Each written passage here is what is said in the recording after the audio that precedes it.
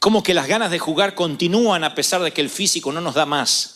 Si fuera por nuestros niños más pequeños, ellos no tendrían noche nunca, no descansarían nunca porque dicen, oh, otra vez hay que dormir. Mientras que algunos adultos depresivos admiran, sueñan, ambicionan la cama con esperanza. Los niños no quieren saber nada con ir a la cama y entonces uno le tiene que decir que los tiempos de oscuridad son para que descanses. En términos espirituales, creo que los términos de oscuridad, los tiempos de oscuridad, los tiempos de zozobra, de quietud, también nos preocupan porque sentimos como que Dios se aleja de nosotros. Así que cuando yo me puse a escribir el sermón el día sábado, pude sentir que el Espíritu Santo me decía, dile a mis hijos que la oscuridad es parte del plan, que el silencio es parte de mi amor hacia ellos. No es un sermón popular, no es algo que despierta muchos amén, pero es algo que tiene que ver con la vida real. Meditaba que el libro de Génesis termina con una sola familia, tan pequeña como para que la Biblia pueda enumerar cada uno de los hijos. Y luego vamos al libro de Éxodo, que es el segundo libro del canon bíblico, y comienza con una muchedumbre de israelitas que trabajaban como esclavos bajo el hostil faraón. Hay una brecha entre la primera familia, que tiene unos cuantos hijos, y de pronto la muchedumbre que trabaja como esclavos bajo el faraón en Egipto. En ningún lugar del relato se escribe lo que sucedió en los 4 siglos del medio. Hubo 400 años entre el último capítulo de Génesis y el primero de Éxodo. 400 años es casi el doble del tiempo de la existencia de los Estados Unidos en el mundo. 4 siglos donde el cielo, por alguna razón, se cerró o permaneció callado. Luego de ese silencio, de esa oscuridad, no hay registro de lo que pasó. ¿Qué hizo que esa primera familia de Génesis deviniera o terminara en esclavos sirviendo a Faraón? No hay una revelación, hay revelaciones históricas, pero no bíblicas, respecto a cómo llegaron hasta ahí. Pero allí están, son una muchedumbre, sirven como esclavos, y ahí en Éxodo aparece Dios, después de 4 siglos de silencio. Entonces, ¿por qué hace silencio el Señor? Porque a veces despliega su poder y hay momentos que por 4 siglos hace silencio. ¿Por qué? Porque creo que el silencio tiene que ver con su amor.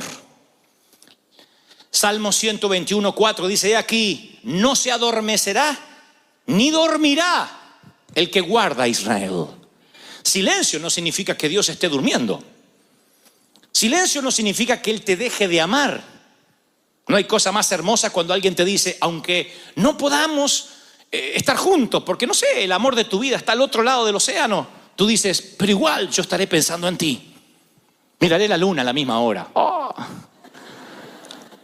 ¿Por qué? Porque no se adormecerá mi amor, aunque no estemos juntos, aunque no me oigas, dice el Señor, yo te sigo amando.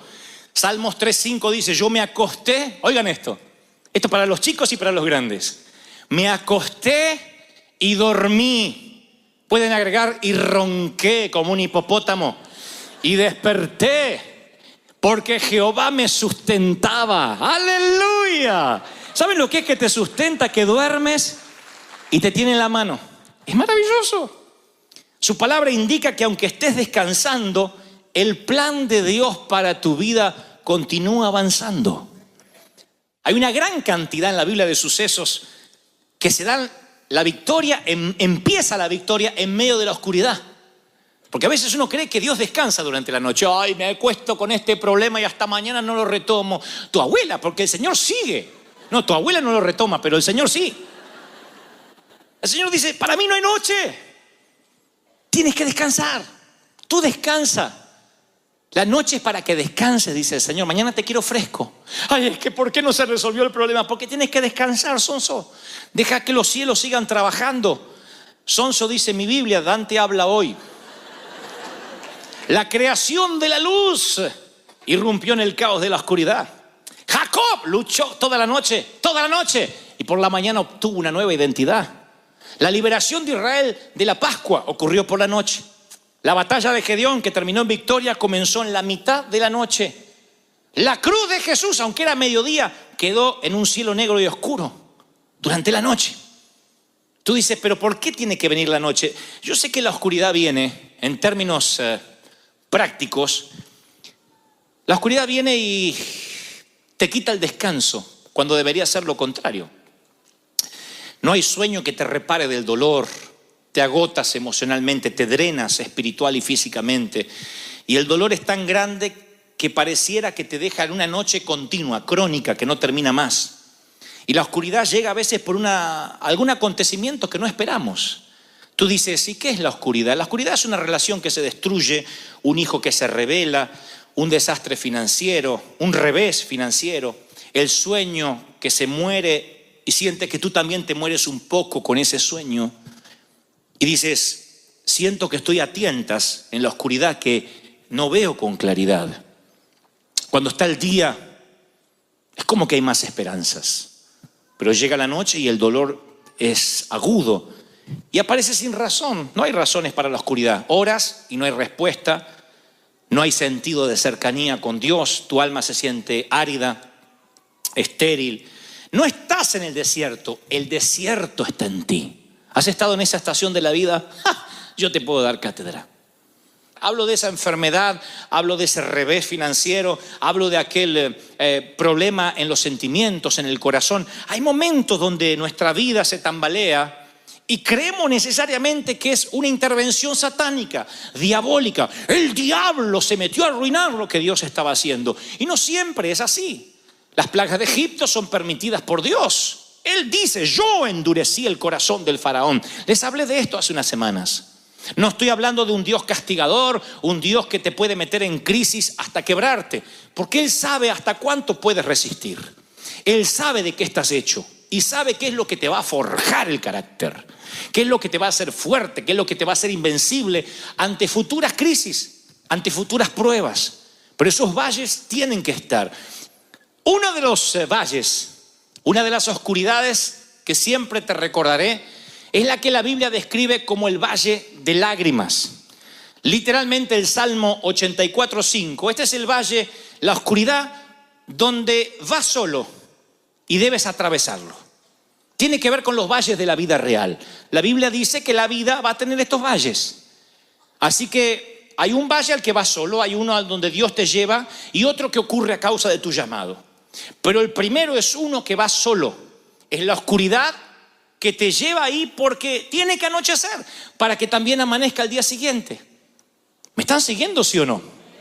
Dice la Escritura, Salmo 84:5, dichoso el que tiene en ti su fortaleza, que solo piensa en recorrer tus sendas. Cuando pase por el valle, por la oscuridad de las lágrimas, no se pone ahí a decir, ay, es que no voy a salir.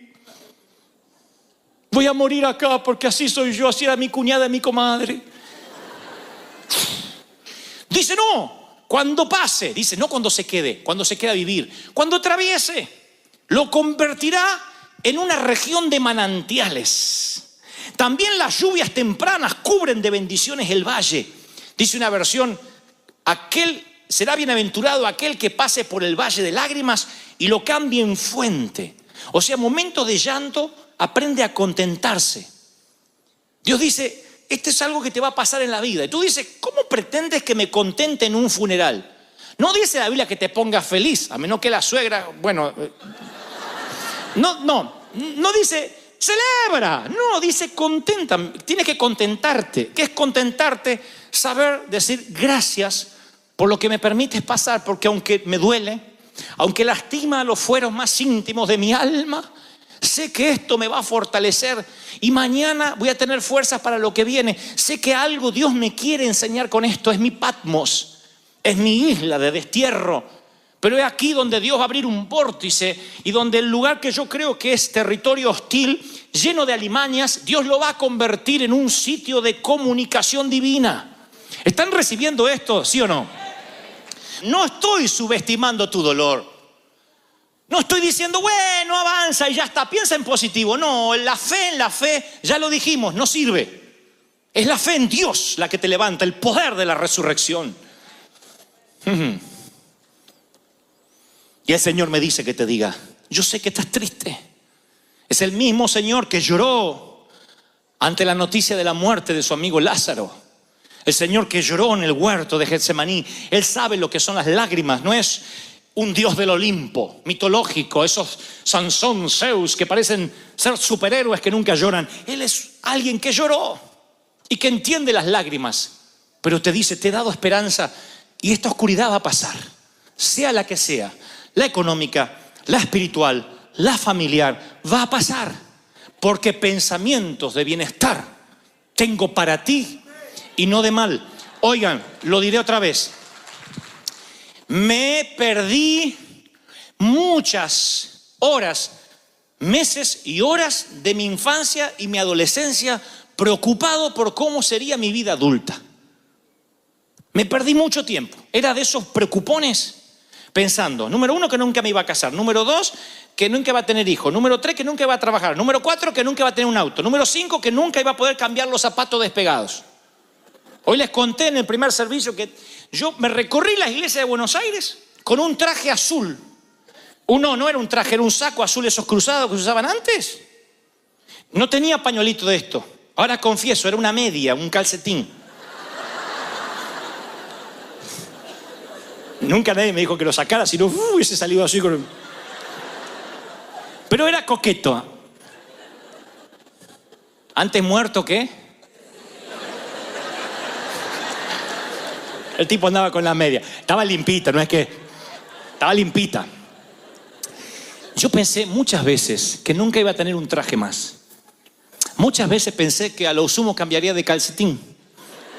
Pero nunca tendría un pañuelito de estos. No sé por qué. Si tan solo hubiese sido más maduro y hubiese entendido que hay oscuridades que pasan, que todo pasa en la vida, que hay que saber atravesarlo. David dijo, aunque pase, aunque atraviese, no dijo aunque me quede, aunque viva. Dijo, aunque pase el valle de sombra de muerte, no temeré mal alguno. ¿No debería darnos esperanza? Todo va a pasar, no te pierdas el hoy. No te pierdas el hoy, va a pasar. ¿Cuántos reciben esta palabra? Dígame amén. Número 2. El valle de la muerte, porque el primero de las lágrimas te toca ir por la vida real, pero el número 2 es la oscuridad que tiene que ver con la muerte. Y tú dices, wow, ese no me gusta. ¿Cuándo es que voy a ir ahí? Cuando Dios te lleve. No a la presencia, cuando Dios te lleva al valle de muerte. La Biblia narra que Ezequiel dice, la mano de Dios no es la mano del diablo. No sé por qué metemos al diablo en todo lo que no nos gusta. Cualquier cosa, el diablo. Enfermo es el diablo. Me duele acá, es el diablo. Tu esposa dice, viene mamá, el diablo. Bueno, ahí puede ser el diablo, ¿no? La mano del Señor vino sobre mí y su espíritu, oigan, me llevó en medio de un valle de huesos. Fíjense que hoy diríamos, bueno, este hombre está ahí porque se equivocó. Perdió la brújula, el propósito, no vive en victoria. Veo que dice el espíritu me llevó a un valle de huesos secos.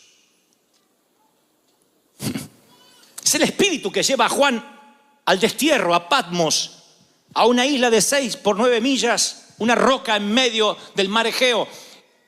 Es el espíritu. Es el espíritu el que pone a Cristo en la cruz. Y nosotros a veces atravesamos esos valles de muerte. ¿Qué tiene para decirnos el valle de huesos secos? A veces Dios nos lleva a sitios, a territorios hostiles, y te lo diré así, llámese un trabajo lleno de inconversos, una casa con un cónyuge que no conoce a Dios. Y uno se pregunta, Señor, ¿por qué hay tantos sitios donde yo podía estar? Pero dice el profeta, me hizo pasearme entre los huesos. Y había muchos huesos que estaban secos. Y me dijo, hijo de hombre, ¿podrán revivir estos huesos?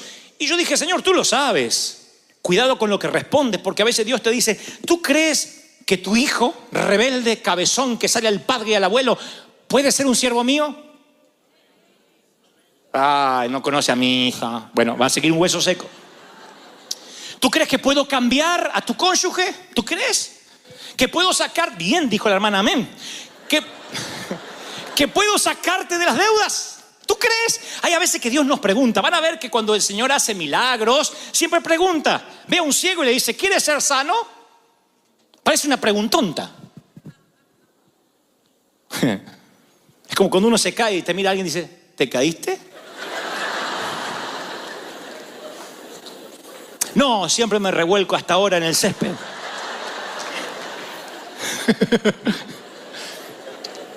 Porque el Señor preguntaría, ¿tú crees que pueden revivir estos huesos? Y entonces me dijo, profetiza sobre estos huesos y dile, así dice el Señor, yo daré aliento de vida, soplaré de mi espíritu y viviréis. Les pondré tendones, haré que salga carne, los cubriré de piel, les daré aliento de vida, van a revivir y sabrán que yo soy el Señor. ¡Wow! ¡Aleluya! ¡Aleluya! Entonces te diré, número 2, tú vas a las oscuridades de los valles, o al valle de los huesos secos, con un solo propósito: profetiza sobre lo que está muerto. No digas, Señor, si es tuyo que reviva, profetiza. Recuerdan lo que el Señor nos dijo: no le hables a Dios acerca de la montaña. Señor, hay una montaña delante mío. Esa no fue la orden. Dios nunca dijo, cuando te encuentras ante una montaña, órame a mí para que yo te la quite. Él dijo, dile a la montaña, muévete, háblale de Dios a tu montaña. Dile, muévete, profetiza. ¡Wow! ¿Cuántos están recibiendo esto? Dígame amén. Te paras entre la montaña y le profetizas. Caminas entre los huesos secos y profetiza. ¿Cuánto hace que no abres la cuenta bancaria en internet? Mira los números rojos, los cheques, lo que tienes para pagar. Y en vez de llorar y decir, Señor, mándame algo, ¿no habrá quedado algo en alguna chaqueta? En vez de hacer eso, ¿cuánto hace que no has profetizado? En fe, caminar sobre las finanzas muertas, sobre la quiebra, y decir, en el nombre del Señor, profetizo que los recursos vienen, que la providencia se suelta, que los cielos se abren, porque Dios me trajo aquí en el Espíritu para que se revierta. ¡Aleluya! ¿Están recibiéndolo, sí o no? Profetiza. Espera que tu hijo se duerma esta noche y profetízale. Al grandote, digo, al mamut. Porque a los nenitos es fácil profetizarse, pero el mamut de 22, 18, con las patas peludas.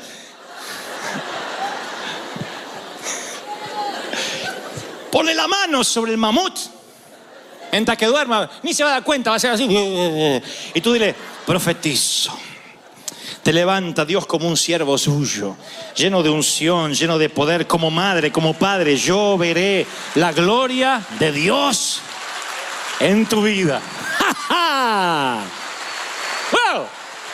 ¿Se dan cuenta? ¿Qué hubiese pasado si el profeta hubiese dicho, bueno, no sé, son demasiado secos los huesos? Debiste haberme traído cuando estaban medios muertos. Por eso Jesús le dice, ¿tú crees? Dios le dice, ¿tú crees? Le dice Jehová, ¿tú crees que pueden revivir? ¿Tú crees? O sea, yo puedo hacerlo, pero necesito saber cuál es tu respuesta, y la respuesta es correcta. Él dice, tú lo sabes todo, tú puedes hacerlo. Y allí ocurre el milagro. Debes profetizar para salir de tu segundo valle de la oscuridad. Y luego, para finalizar, hay otro. Es el menos popular, pero sé que muchos de ustedes han estado allí, me lo ha mostrado el Espíritu Santo. El primero es el valle de la vida real, el valle de lágrimas. Tiempo de reír y tiempo de llorar. Y ese valle de lágrimas hay que convertirlo en fuente, aprender a contentarse a pesar del dolor. El segundo tiene que ver con lo muerto, lo que parece que no va a resucitar.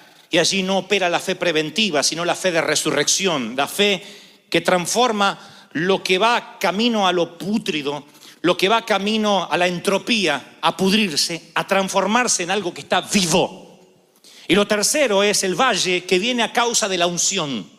Tengan atención a esto, porque por desconocer esto es que nos convertimos en un evangelio fácil, liviano, playito, donde cuando viene el primer problema se nos va el llamado a cualquier lugar. Tienen todo el llamado para servir en Uganda, en la India, acá y allá. Viene el primer problema, o van a Uganda y tienen que hacer equilibrio en el agujerito del baño y dicen, Dios no me llamó para esto. Extraño mi trono blanco. Sí, yo conozco gente que metafóricamente hablando, por un inodoro, dudan de su llamado. Porque desconocen el valle o la oscuridad a causa de la unción. La Biblia dice que al enterarse los filisteos que David había sido ungido, cuando se enteraron que David fue ungido, subieron todos contra él. Pero David lo supo y bajó a la fortaleza. Los filisteos avanzaron, desplegaron sus fuerzas en el valle de Refaín. Refaín significa gigantes. Y desplegaron sus fuerzas contra David. Y David dijo, debo atacarlos, ¿los entregarás en mi poder? Y el Señor le dijo, atácalos, porque te aseguro que te los entregaré.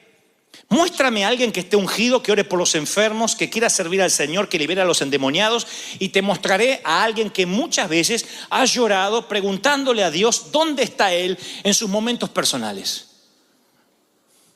No crean a esos super predicadores que parece que la vida les sonríe y bajan de un carro de fuego a predicar y luego se van otra vez a la presencia de Dios hasta el próximo domingo. No funciona así. Somos humanos, de carne, de hueso, tenemos decenas de problemas. Nos deprimimos, lloramos, nos enojamos, pecamos, nos airamos. Eso pasa con cualquiera. Y es más, cuando Dios te unge, lo he dicho tantas veces, nuevo nivel de unción, nuevo demonio asignado. No quiero que se asusten, quiero que entiendan que es una batalla. Al enterarse el infierno de que Dios ungió una iglesia en el sur de California, más precisamente en Anaheim, despliega sus raquíticos demonios en contra de los que estén más débiles. Y los que desconocen de que esto es parte de la batalla se empiezan a asustar diciendo, ¿qué estoy haciendo mal? No, estás haciendo bien. A causa de la unción el infierno se está conmoviendo. A causa de la unción el infierno se está levantando. Pero mayor es el que está contigo que los que vienen en contra, dice la Biblia. ¡Wow! ¡Santo! ¿Están recibiendo esto, sí o no? En cada movimiento de Dios, Satanás está desesperado por contrarrestarlo o destruirlo, antes, durante o después. Cuando Satanás ve lo que va a ocurrir con Moisés, trata de matar todos los niños de esa generación. Arrasa con todos. Es tan torpe, es tan idiota. El demonio que siempre usa el mismo modus operandi, cuando teme que Jesús nace, hace lo mismo y manda a matar todos los niños. El plan de aborto no es algo de la última era, del último siglo. Satanás ha implementado el aborto una y otra vez porque cuanto más niños destruya, habrá menos papás profetizando sobre sus cunas y sus camas y será menos peligro. Él dice, aborta, aborta, tienes que matarlo antes de que la profecía se cumpla. Satanás siempre atacará la profecía. Y cuando hay una profecía sobre la iglesia, vendrán los ataques. Y tú dices, ¿y cómo haré para soportar el embate? Sencillo. Tienes que saber que esto es parte del negocio. Si no hay ataques, no estás siendo un peligro. Si no estás representando un peligro para el infierno, entonces sí deberías preocuparte.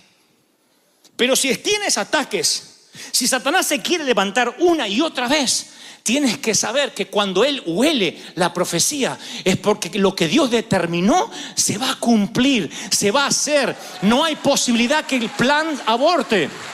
Se va a hacer. ¿Están recibiendo esta palabra, sí o no? Cuando el enemigo se levanta es porque es más grande lo que Dios va a hacer. Aunque el enemigo venga como río, el Espíritu de Dios levantará bandera, va a plantar bandera, dice la Biblia. Aunque venga, aunque quiera arrasar. ¿Están recibiendo esta palabra? ¡Aleluya! ¿Reciben algo más? Digan conmigo, algo más. Quiero algo más. No importa si estás en el valle de lágrimas o el de los huesos secos o el valle a causa de la unción que reposó sobre ti. Nunca creas que Dios te abandonará en ninguno de los tres. Nunca, jamás. Es más, les daré esta revelación por la misma ofrenda. Y los siervos del rey de Siria dijeron, el Dios de Israel solo es Dios de montes, de montañas. Por eso siempre nos vencen. Esto dijeron los sirios.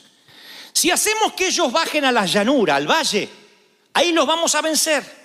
Pelearemos con ellos en campo raso y los vamos a vencer porque su Dios es Dios de montes y Dios de montañas. Satanás dice, este es un creyente de domingo. Vienen a recibir la palabrita y se van. Pero Dios no está con ellos los lunes, ni los martes, ni en los valles, ni en las crisis.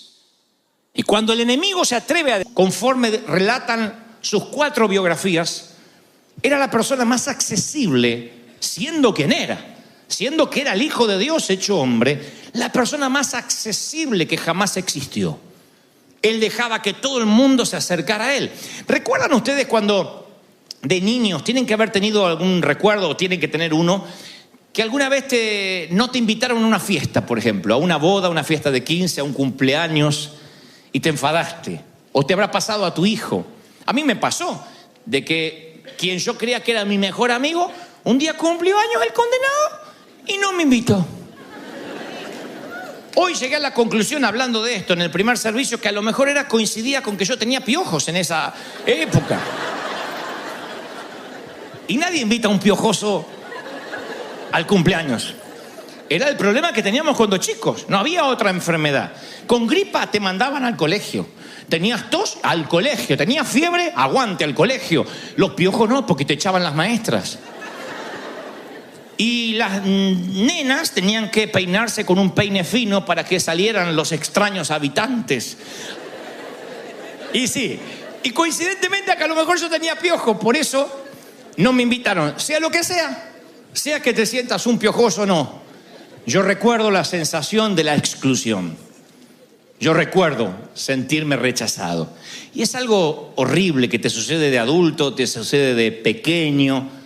Ahora, que no te inviten a un cumpleaños, la vida te va forjando y te vas abriendo paso en el mundo adulto, y un momento que ya no te importa y dices, bueno, al cabo lo pude superar. Pero ¿qué si sientes que el Señor no te invita? Hay de los que literalmente van por la vida, aún siendo cristianos, sintiendo que el Señor nunca los invitó, que están colados en la fiesta del reino, que viven en el reino, pero nunca verán al rey, que son como los parias, las personas piojosas, los que no deberían estar cerca del homenajeado. Y vamos por la vida con esa amarga sensación.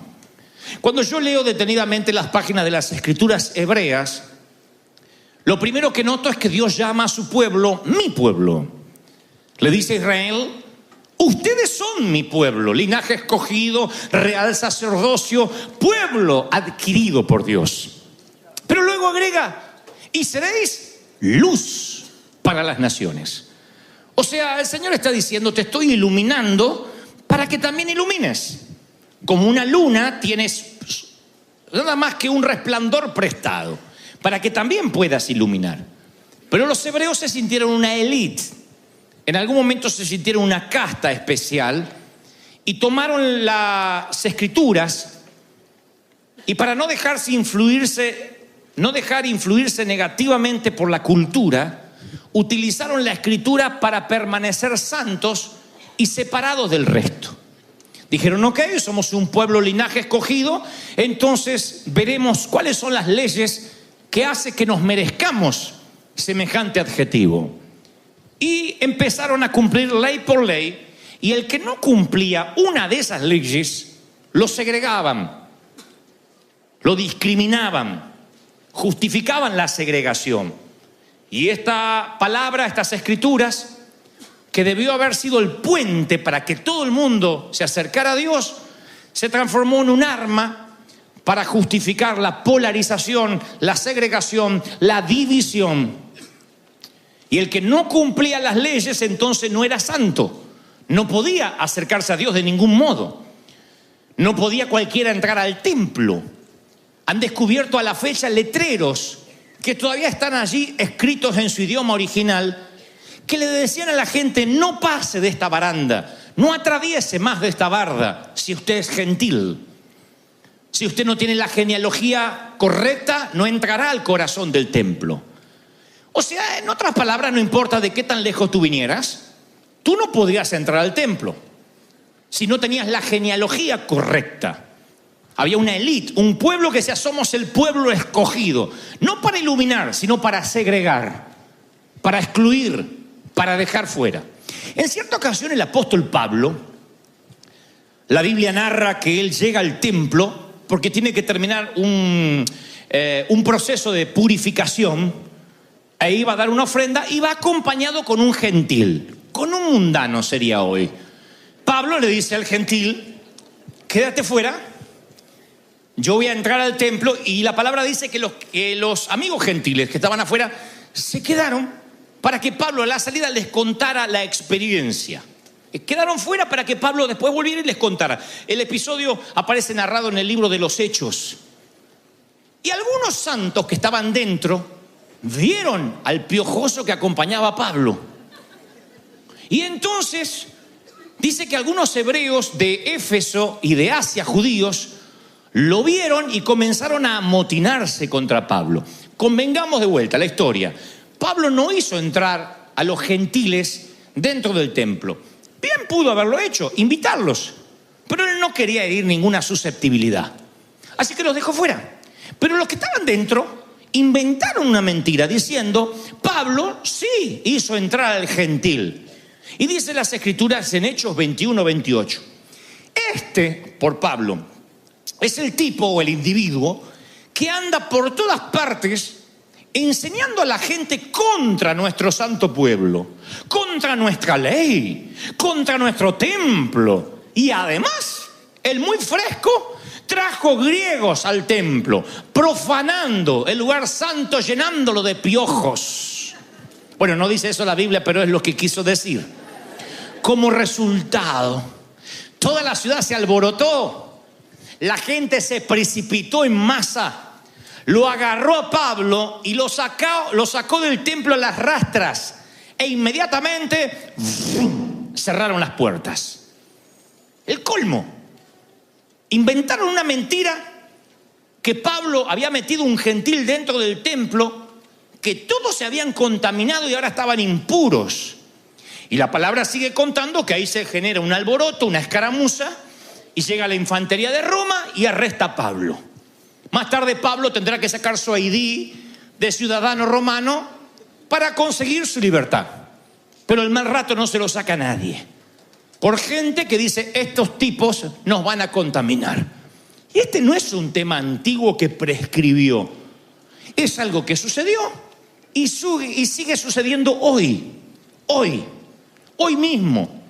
De manera tal que Pablo tuvo que escribir, ahora ustedes, los hispanos, los gentiles, la gente de color, los asiáticos, que antes estaban lejos, Dios los acercó mediante la sangre de Cristo. Estoy leyendo Efesios 2:13.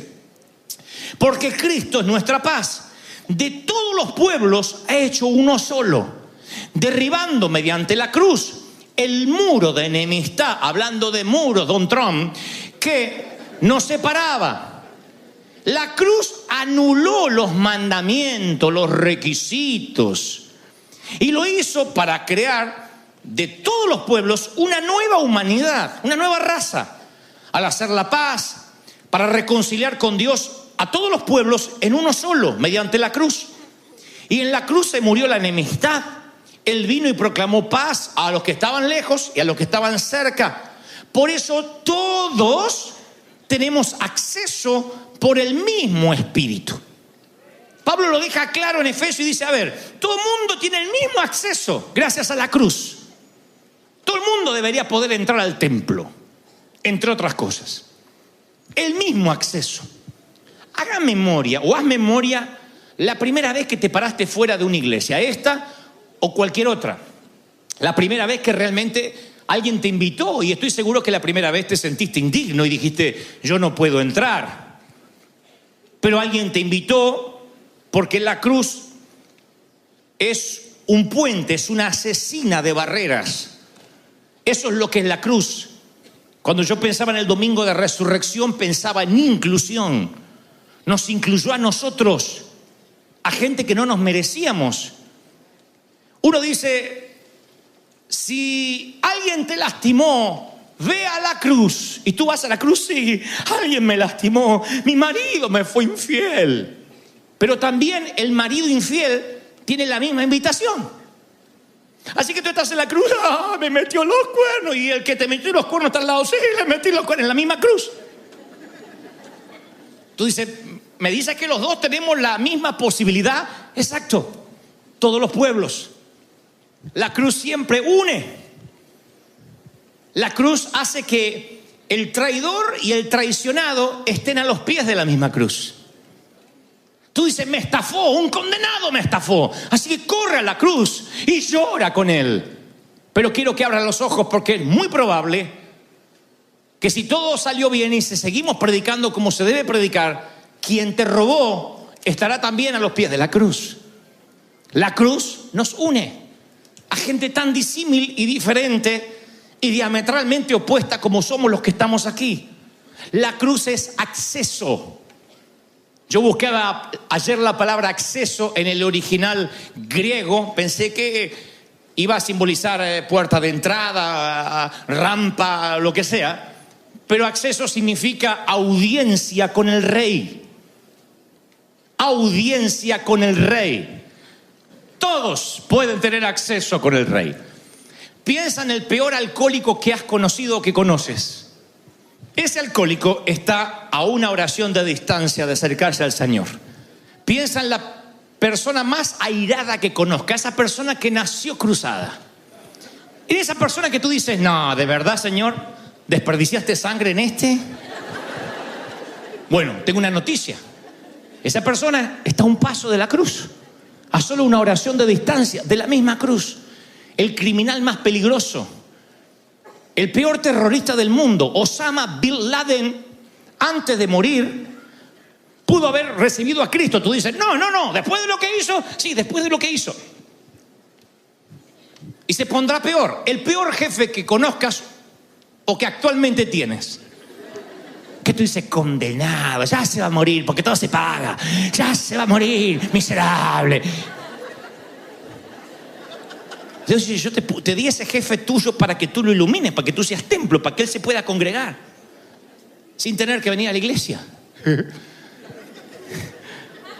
Y se pondrá peor, porque la persona más narcisista que conoce, la más agrandada, el más racista, está en la misma cruz, a una oración de distancia. La persona más odiosa que conoces, a una oración de distancia. De hecho, tú estuviste en un momento a una oración de distancia. Tienes que recordar el día que pronunciaste esa oración. Señor Jesús, te recibo, ven a mi vida, confieso mis pecados, reconozco que soy pecador y que moriste por mí en la cruz del Calvario. Ese día, una oración te acercó a la cruz, a la misma cruz de aquel que a lo mejor cree que se la merece. Entonces nuestras vidas son o imágenes de la cruz acogiendo a las personas para que tengan una audiencia con Dios. Realmente hacemos gala a la palabra embajadores, o somos el templo de Herodes, excluyendo a las personas mediante barreras y principios de segregación. O los excluimos o los incluimos. La cruz acoge, la cruz atrae. El templo de Herodes excluye. Los leprosos sintieron el toque de Jesús. Pudo haber sanado de lejos dando una palabra, sin embargo los tocaba. Leprosos gentiles, samaritanos, recaudadores de impuestos, pobres, oprimidos, paganos, pecadores, prostitutas, borrachos. Todos. El Señor los incluía. Y necesitarán la gracia. Necesitarán a un Cristo que los incluya. Un Cristo que diga, yo también morí por ti, a pesar de todos los esfuerzos que hagas.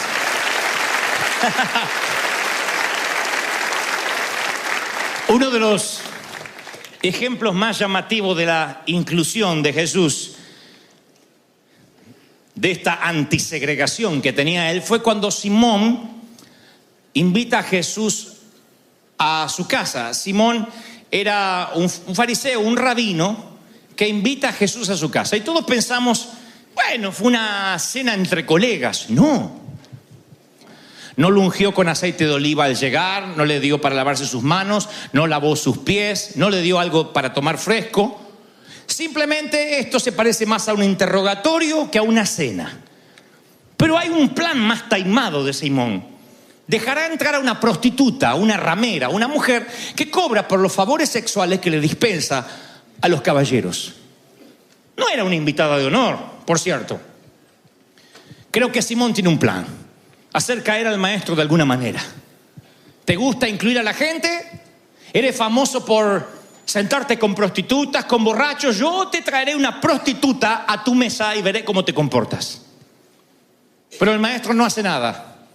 Es la presunta ramera la que hace algo.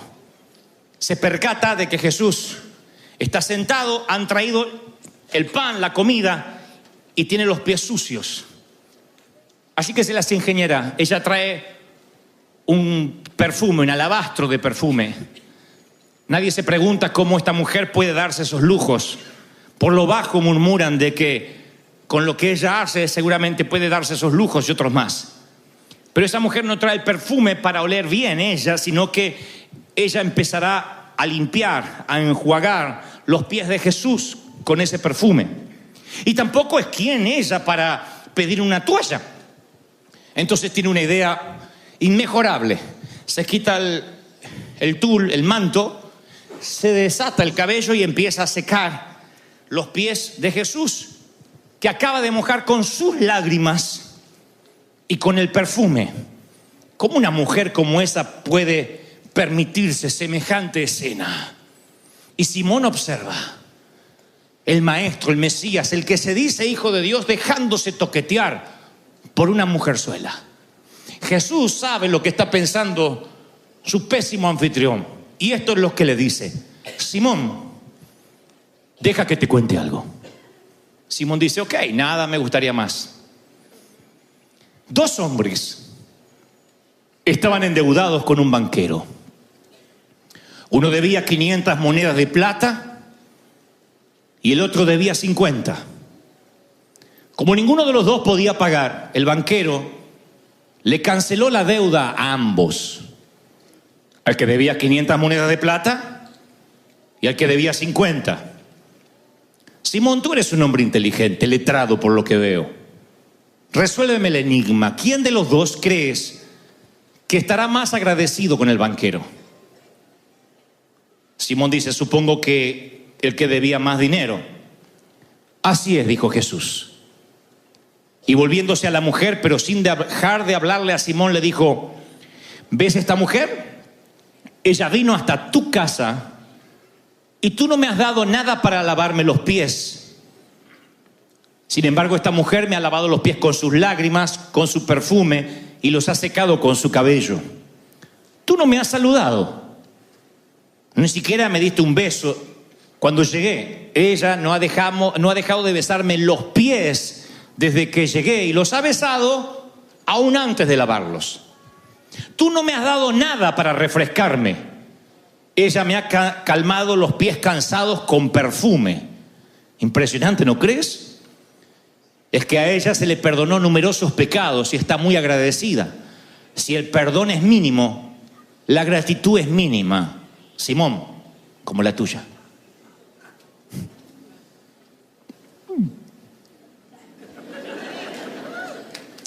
A continuación se dirigió a la mujer y le dijo: te perdono todos los pecados. Y eso hizo que todos los amigos de Simón, los religiosos como él, murmuraran: ¿quién se ha creído para perdonar a esta mujerzuela? Pero Jesús los ignoró y dijo: ve, tu fe te ha salvado, vete en paz. Ese es el maestro que hoy celebramos que está vivo. Alguien que amaba las relaciones por encima de las leyes. Y yo creo que esto lo hacía Jesús porque él también conocía el rechazo en primera persona. Ahora, estoy seguro que los que estaban en esa mesa habían tenido por lo menos un par de noches con esa mujer en algún momento de su vida. Y se sentían avergonzados que esa mujer, que pertenece a la otra vida oculta, estuviera ahí. Todos esos habían estado desnudos con esa mujer. Nada más que ahora trabajaban de santos, era el día. Ahora se hacían la que no la conocía, que no conocía los sitios donde pernoctaba la dama. Por eso esa mujer les recordaba su propia miseria. Por eso segregamos, por eso hay hispanos que segregan a otros hispanos. Porque ven otro hispano y les recuerda su propia miseria. Y en lugar de amar y de incluir, empieza radicalmente a excluir. Eso hacen los hipócritas. Como saben que tienen una vida oculta y algo que no pueden contar, entonces, ok, no hablaremos de mi vida privada, pero sí hablaremos de la tuya. Y esa es la manera en que los Simón creen que tendrán entre la espada y la pared al Mesías. Lo que menos imaginan que el Mesías incluye. Seas prostituta, borracho, narco, Él te incluye. Dice, tú eres parte de mi reino. Eso es lo maravilloso. Las relaciones están por encima de las leyes. Y el Señor ama tenerte en sus brazos. Ama que te acerques a Él como estés. Tú dices, como estés. ¿Con estiércol en los pies? Claro, Él sabe lo que es comer con estiércol en los pies. Él sabe. Él sabe lo que es la exclusión, sabe lo que se siente y Él nunca te dejará fuera. La cruz junta religiosos y ladrones. Y ambos claman, acuérdate de mí cuando vengas en tu reino. Y ambos tienen la misma audiencia con el rey. Te guste creerlo o no. La cruz hará que los predicadores y pastores de sanísima doctrina, con esposas que no se cortan el cabello, con la falda por aquí, accedan al cielo. Junto conmigo. Y contigo. La cruz nos unirá. La cruz te pondrá en la misma audiencia con el rey. Y nos incluirá a todos. Solo tienes que asegurarte que estés bajo la cruz correcta, donde está el Hijo. Oigan, esto que les contaré para irnos es una historia verídica que cada vez que yo la leo o la relato me impacta como el primer día. Un viudo muy rico tenía un hijo al que amaba profundamente. Era él solo con su hijo pequeño. Y entre otras cosas, el padre, este hombre, este caballero, era un aficionado al arte. Y salía a dar vuelta por el mundo y solía comprar obras invaluables de Rembrandt, Monet, Van Gogh. Un día su hijo creció, el ejército lo enroló y fue llevado al frente de batalla. Al poco tiempo le llega un telegrama al padre que su hijo había sido abatido en la línea de fuego. Pocos meses después llegaría el cuerpo de su hijo en un ataúd envuelto en bandera. Pero el padre, dicen, nunca jamás se sobrepuso, nunca fue el mismo. Y una Navidad que el hombre estaba pasando solo, golpean a su puerta y cuando la abre ve lo que parece ser un ex militar, por su porte, por su corte de cabello, y efectivamente lo era. Le dice al Señor que él fue el compañero de pelotón de su hijo, que estaban en el mismo sitio, en la misma trinchera cuando su hijo fue abatido. Y le dijo, su hijo me contó la afición que usted tenía por el arte, o que tiene. Así que me permití, cuando yo estaba allí con su hijo, hacer un retrato de él. No soy un Monet, no soy un Rembrandt, pero es lo más parecido que pude hacer. Estoy seguro que usted quisiera conservarlo. Ese fue el mejor regalo para el caballero. Estaba el hijo dibujado en un portarretrato, lo colgó sobre la chimenea y ahí estaba entre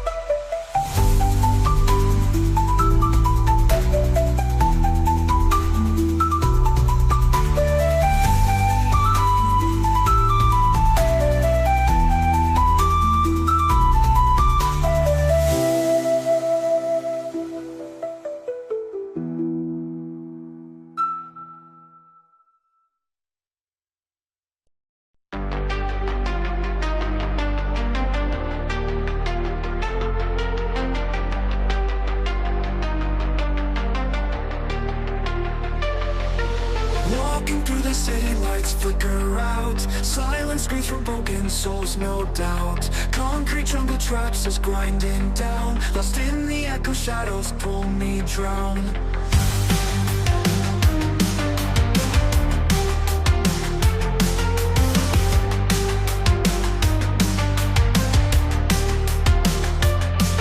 Streetlights buzzing, whispers in the dark.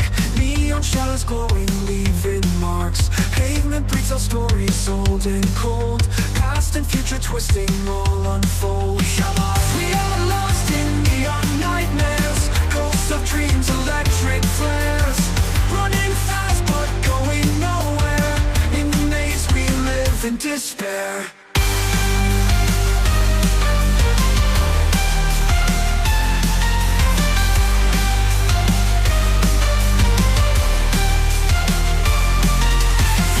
Rise mechanical and raw. Vocal cords electric through the straw. Wires tangled, clenching like a vice. Heartbeat syncs with thunder, rolling dice. Falling stars and shattered glass confound. Broken mirrors scattered on the ground. Synthetic whispers tell us we're alive, but the ghosts of dreams begin to thrive. Hearts electric, pulses racing. We're lost in time, nowhere we'll ever learn. Haunting melodies, they fade away, but the memories are here to stay.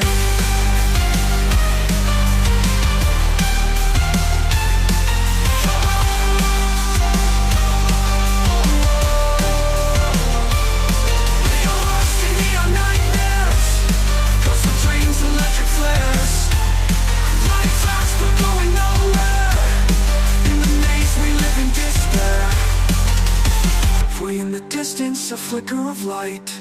A single star cuts through the endless night. A tiny spark, a whispered prayer. Maybe hope can bloom even here in the neon air.